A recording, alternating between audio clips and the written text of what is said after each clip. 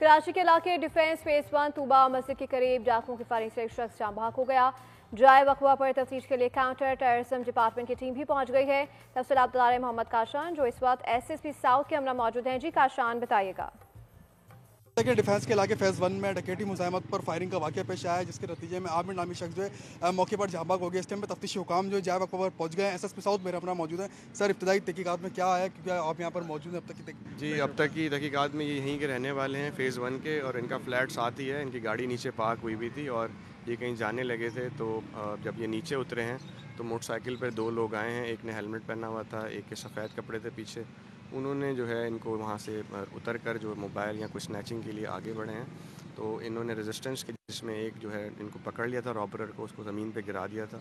तो जब दूसरा साथी जो है उतरा है और उसने जाकर इन पे फायर किए हैं। के मौके पर यह मार्केट जो है वो मुकम्मल तौर पर बंद थी, जिसके बाद डाकुओं ने फ़ायदा उठाया सन्नाटे का और वहाँ पर मुज़ाहमत करी। मुज़ाहमत के दौरान जो है मकतूल आमिर जो है वो मौके पर नीचे गिरे, जिस पर एक गन शॉट उनको जो हेड शॉट उनका करा है डाकुओं ने, जिससे वो मौके पर ही जामाक होगा और दोनों मुल्ज़िमान जो है मोटरसाइकिल पर बैठ कर बासानी यहाँ से फरार हो गए। बहुत शुक्रिया मोहम्मद काशान, अपडेट कर रहे थे।